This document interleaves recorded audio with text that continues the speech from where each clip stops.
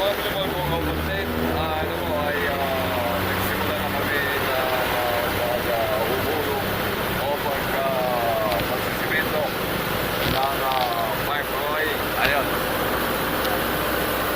Elbow yan, elbow. Magayon. Bali, apat na mixer cement ang binungot dyan. Paikot na yan.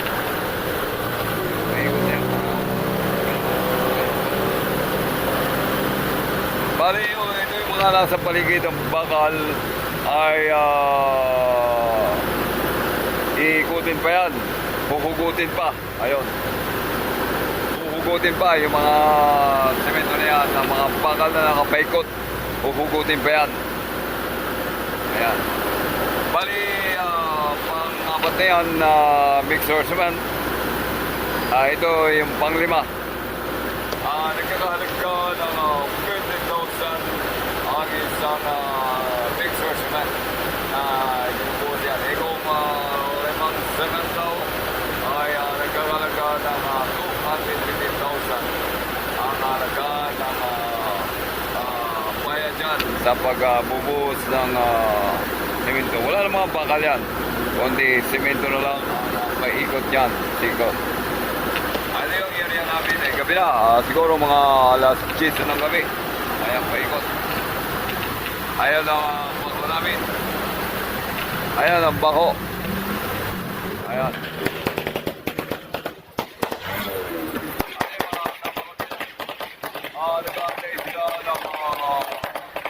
Nakantay sila ng pagdating na cement. Maya.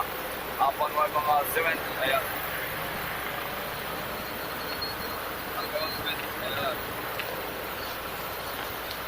Hugutin pa to ng hugutin pa yan ng ito. Hugutin pa to ng bako. Ayan, ang bako. Ayan. Hugutin pa yan. Paikot. Ikakader pa yan. Ikakating gano'n. Paikot. Ano yung mga kasama ko dito, ayun,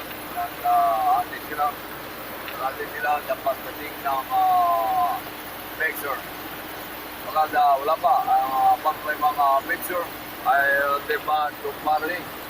Kaya ito ngayon, natin namin. Ayun, hugutin po na mamaya ang pipeline o yung mga steel plate. Yung mga bakal na yan, hugutin po yan. Para ma-flooring na to.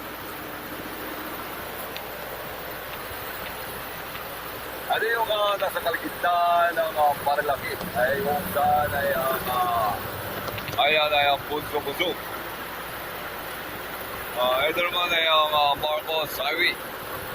Papunta ng Maynila.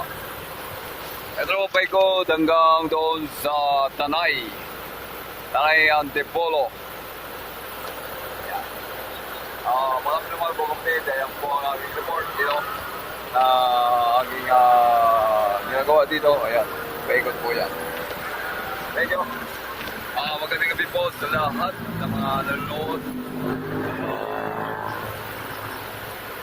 Lalong-lalo na sa ating Panginoong Diyos na nasa langit. Salamat po, Pinoon, sapagkat kami ay gising pa at nagpupuyat para dito sa pagsisemento sa dito, pagsisemento. Kaya yan mga kaibigan, ang ating mga gawa dito. Kaya mga gawa niya. Dapat po